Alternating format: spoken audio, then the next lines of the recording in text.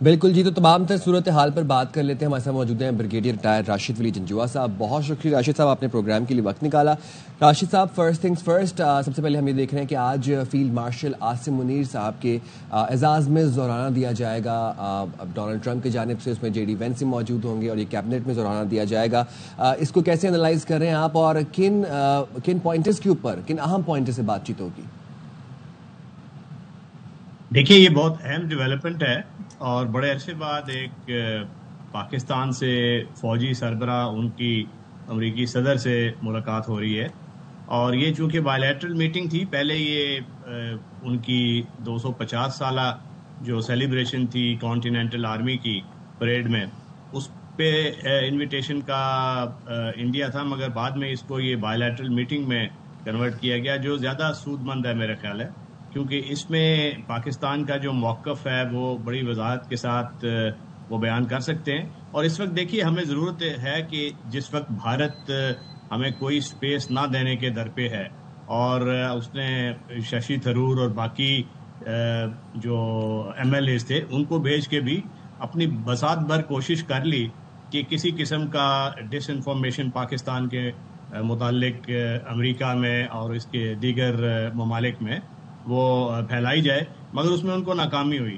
اور یہ I think ہمارے لیے بہت بڑی کامیابی ہے، کیونکہ جب یہ ڈائریکٹ ملاقات ہوتی ہے تو اس میں جو خطے میں سیکیورٹی کی سچویشن ہے اور جو 4 دن ہماری انڈو پاک سٹینڈ آف ہوا، اس کی اصل کانٹیکسٹ کیا ہے وہ بیان کر سکتے ہیں آرمی چیف بڑی وضاحت، بڑی صراحت کے ساتھ. اور میرا خیال ہے یہ اس سے آگے چل کے بھی مزید ہمارے ساتھ جو سیکیورٹی کوآپریشن ہے کاؤنٹر ٹیررزم کی مد میں، جو پاک امریکہ پہلے بھی چل رہا تھا، اور دیگر جو ابھی خطے کی تصویراتی کچھ سچویشن بدل رہی ہے، اس میں پاکستان اپنا ویو پوائنٹ کلیئر ان کے سامنے رکھ سکتا ہے، اور یہ بڑی ریئر اپرچونٹی ہوتی ہے.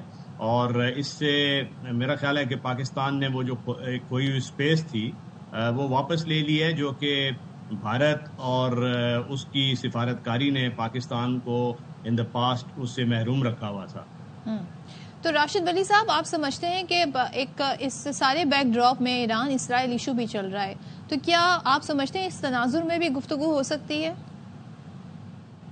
جی ہاں، دیکھیے، یہ ایک بڑی اچھی اپرچونٹی ہوتی ہے جس میں وہ اپنا ایک ویو پوائنٹ سامنے رکھ سکتے ہیں، کیونکہ پاکستان نے ہمیشہ بڑا پرنسپل سٹانس لیا ہے on the right side of international law. ہمارا ایران ایک برادر اسلامی ملک بھی ہے، مگر اس کے ساتھ ساتھ کمیٹی آف نیشنز میں ایک پرنسپلز ہوتے ہیں انٹرنیشنل لا کے. کسی ساورن ملک کی جو ساورینٹی ہے اس کو پامال نہیں کیا جاتا. So whatever the reasons اس میں امریکہ اسرائیل کے پیچھے کھڑا ہے، تو ایٹ لیسٹ پاکستان اپنے خدشات، اپنے کنسرنز، اپنا جو ریجنل کانٹیکسٹ ہے وہ واضح کر سکتا ہے، تاکہ ایک کلیئرٹی کے ساتھ امریکہ کو پاکستان کا ویو پوائنٹ پتہ چل جائے. اور اگر کوئی سفارتی کوششیں پاکستان کرنا چاہے تو یہ بھی ایک اپرچونٹی ہے کہ پاکستان ان کو یہ انڈیا دے سکتا ہے کہ ایرانی لیڈرشپ تک بھی اگر کوئی سفارتی ہم نے کوششیں ہمارے تئیں ایز اے نیبر ہم کرنے کو بھی تیار ہیں.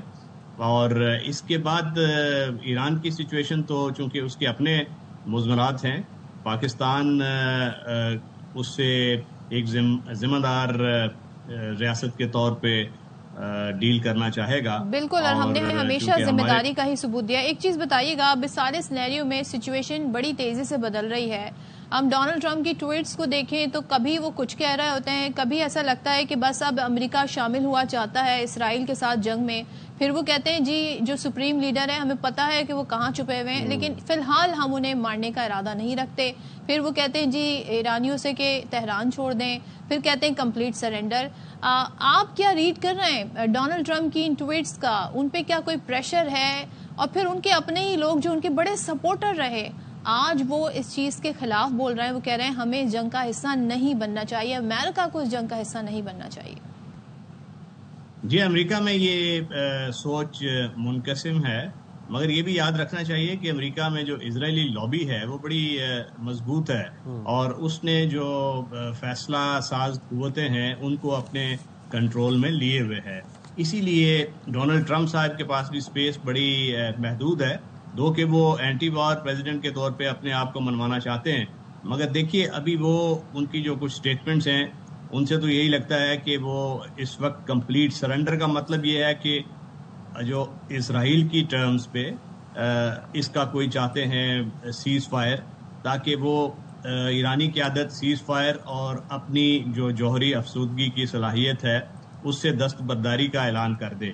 اب انہوں نے تہران میں ایک ریفائنری کو بھی حملہ کیا، ساؤتھ پاس جو گیس ہے اس میں بھی ان کی گیس فیلڈز کو کیا.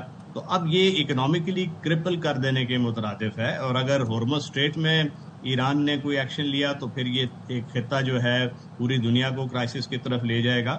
تو اس میں مجھے ایسا لگ رہا ہے کہ یہ اسرائیل اور امریکہ ایک سوچے سمجھے منصوبے کے تحت ان کا جو منیمل باٹم لائن یہ ہے کہ ایران کو اس کی جو جوہری افسودگی کی صلاحیت ہے اس سے بالکل محروم کیا جائے. اور جیسے لیبیا ماڈل تھا کہ وہاں سے وہ سارے سینٹریفیوجز وہ اٹھا کے لے گئے تھے، تو ابھی بھی یہ بات چیت ہو رہی ہے کہ نتانز اور فرداؤ میں جو 15,000 کے لگ بھگ کوئی سینٹریفیوجز ہیں تو ان کو ہمارے حوالے کر دیں. اور دیکھیے یہ ایئر وار تو اور میزائل وارفیئر تو کرپل کرے گی ایران کو. ایران بھی اپنے تئیں یہ رسپانس کر رہا ہے، مگر یہ یاد رکھنے کی ضرورت ہے کہ جنگیں جو ہیں وہ ایئر پاور سے نہیں جیتی جاتی. دنیا کی تاریخ اس کو بتاتی ہے کہ اگر ریجیم چینج کرنا ہے تو انٹرنل کوئی امپلوژن ہو ایران کے اندر سے، اس رجیم کے خلاف لوگ اٹھ کھڑے ہوں، تنگ ہو جائیں. شاہ کا جو بیٹا ہے اس کے بارے میں خبریں آ رہی ہیں، مثال وہ دیتے ہیں جی صدام حسین کی، دوسرا کہ صدام حسین کو جس طریقے سے ہم نے وہاں سے نکالا تھا، یہ والے ریفرنس بھی دیے جا رہے ہیں. وہ سینیریو کی جنگیں زمینی بھی ہوا کرتی تھیں. از اٹ پاسبل ناؤ اس کو ری پلے کرنا for America and Israel? It's very difficult, کیونکہ جغرافی جو ہے وہ اسرائیل کو پرمٹ نہیں کرتی. اسرائیل کے پاس تو 1,28,000 سارے وہ کانسکرپٹڈ ہیں، والنٹیئر. امریکہ وہ اپنے بوٹس آن گراؤنڈ اس وقت نہیں اتارنا چاہے گا فار ویئرنگ ریزنز. اور جب تک وہ بوٹس آن گراؤنڈ یا گراؤنڈ ٹروپس نہیں آتے ایران میں، تو کسی قسم کا جو ریجیم چینج ہے وہ میں نہیں سمجھتا کہ اتنی آسانی سے وہ حاصل کر سکتے ہیں وہ آبجیکٹو. راشد صاحب، کیونکہ اس کے لیے آپ کو ٹروپس چاہیے ہوتے ہیں گراؤنڈ پہ. بالکل ٹروپس چاہیے ہوتے ہیں گراؤنڈ پہ. راشد صاحب، ہم یہ دیکھ رہے ہیں کہ اب ایران کو پریشرائز کیا جا رہا ہے دیگر ممالک کی جانب سے مذاکرات کی ٹیبل پر آنے کے لیے. اور اس سے پہلے جب جوہری مذاکرات چل رہے تھے ایران کے امریکہ کے ساتھ، ان کو سبوتاژ کر دیا اسرائیل نے آخری راؤنڈ ہونے سے پہلے ہی. اب جس طرح جرمن چانسلر ہے وہ یہ کہتے ہیں کہ ایران اگر جوہری مذاکرات کی میز پر نہیں آئے گا تو پھر نتائج تباہ کن ہوں گے.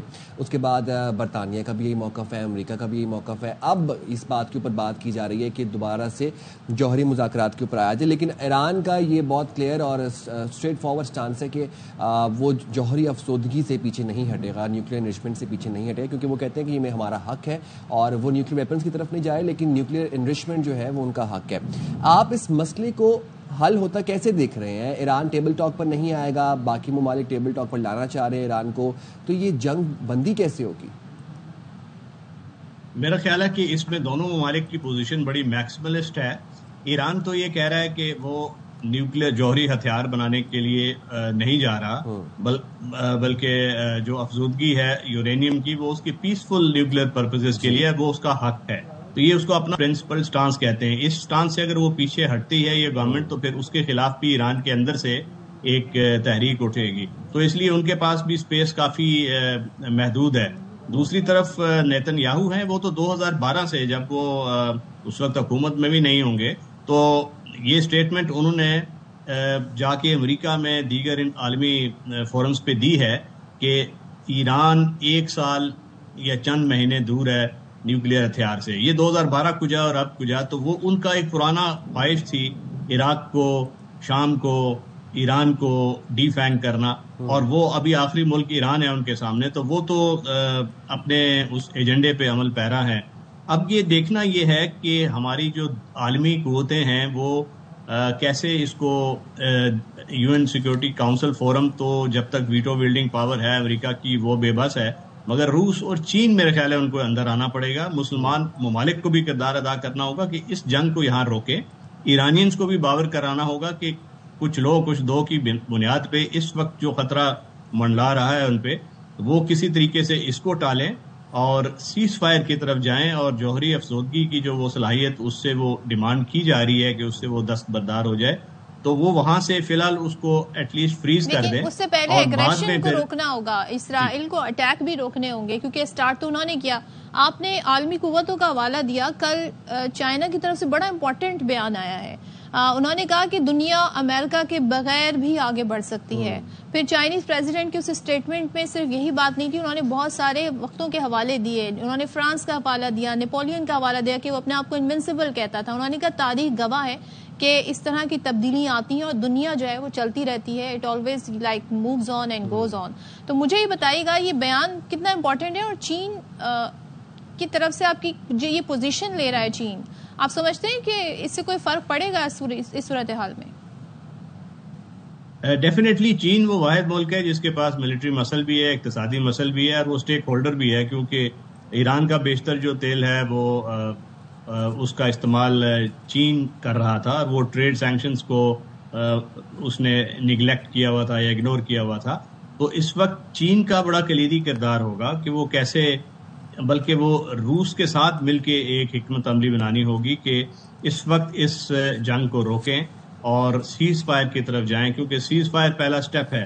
اس کا سیز فائر کا ایڈوانٹیج یہ ہوگا کہ اس وقت جو ریجیم چینج کی باتیں ہو رہی ہیں ایران میں, وہ ایک بڑا جو اپہیول وہ اس سے رک جائیں گے, اور پھر اس حکومت کو بھی ایک چانس مل جائے گا کہ اپنا ویو پوائنٹ لیٹر وہ جو جوہری معاہدہ ہے اس کے اوپر بیٹھ کے چھٹے راؤنڈ میں جائیں, 7ویں 8ویں راؤنڈ میں جائیں, کچھ کلنچ کریں. کیونکہ پہلے بھی تو جے سی پی او اے ایک معاہدہ ہوا تھا جو قابل قبول تھا, اور اب بھی وہ کوئی معاہدہ ہو سکتا ہے, مگر پہلی سٹیپ یہ ہے کہ نیتن یاہو کی جو اس وقت یہ اسٹریٹجی ہے کہ ایران کو مکمل ایک جوہری صلاحیت سے محروم کیا جائے, اور اس کو اگر وہ دیگر سفارتی ذرائع سے وہ ایران نیگوشیٹنگ ٹیبل پہ نہیں آتا تو اس کو جنگ کے میدان میں اتنا ڈپلیٹ کیا جائے, اکنامکلی کرپل کر دیا جائے. اس کی جو ریفائنریز ہیں, تیل کی تنصیبات ہیں اور جوہری صلاحیت, اگر اس میں امریکہ بیچ میں کود پڑتا ہے کسی طریقے سے, اور کیونکہ امریکہ کے پاس وہ صلاحیت ہے, اسرائیل کے پاس نہیں ہے کہ وہ انڈر گراؤنڈ جو فردو کے اس کی نیوکلیئر انسٹالیشنز ہیں وہ بنکر بسٹر بامبرز کے ذریعے اس کو ٹیک آؤٹ کرے. اس کے لیے وہ B-3 اسپرٹ بامبر استعمال کرنے پڑتے ہیں, اور G-57 ٹائپ وہ ان کے پاس بنکر بسٹرز ہیں. مگر وہ ایک بہت رسکی پروپوزیشن ہے, کیونکہ اگر سینٹریفیوجز کو ہٹ ہوتا ہے, افسودگی کی صلاحیت کو ریڈیشن آ سکتی ہے, اور خطے کے دیگر ممالک میں بھی وہ امپیکٹ آ سکتا ہے. تو یہ بڑے ڈینجرس کچھ سینیریوز ہیں, اور جس سے دنیا کو باخبر ہونا چاہیے. اور یہ جو خطرات ہیں امریکہ اور اسرائیل تو ان کو اگنور کر سکتا ہے, مگر خطے کے جو ممالک ہیں وہ اگنور نہیں کر سکتے. سو اس لیے ایران کا اور ہمارے جو اسلامی ممالک ہیں ان کے ساتھ بھی کوئی ایسے روابط ہونے چاہیے کہ ایرانی لیڈرشپ کو اعتماد میں لے کر کوئی سفارت کاری کی طرف جائیں, اور اس میں روس اور چین. مسئلہ تو یہی نا راشد ولی صاحب کہ ہو تو مذاکرات نیوکلیر ٹاکس ہی ہو رہی تھیں, اس اہم شخصیت کو جو اسے ایران کی طرف سے لیڈ کر رہی تھی انہیں ٹارگٹ کر دیا. تو یہاں سے عزائم ظاہر ہو گئے کہ اصل مسئلہ نیوکلیر انریچمنٹ پر نہیں تھا یا نیوکلیر ویپنز پر نہیں تھا, بلکہ رجیم چینج تھا.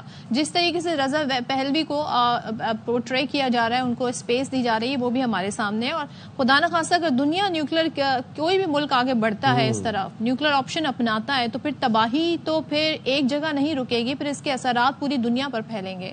اور ایک ڈر ہے سب کو کہ تیسری عالمی جنگ نہ شروع ہو جائے, ایک وہ سچویشن بھی آ سکتی ہے. تو آئی تھنک سین وائسز جو ہیں ان کو آگے بڑھ کر امریکہ کو بالخصوص ڈونلڈ ٹرمپ کو روکنا ہوگا, کیونکہ امریکہ میں بھی بہت سارے لوگ اس وقت ڈونلڈ ٹرمپ کے اس اسٹیپ کے خلاف ہیں. بہت شکریہ راشد ولی صاحب, آپ نے ہمارے پروگرام کے لیے وقت نکالا.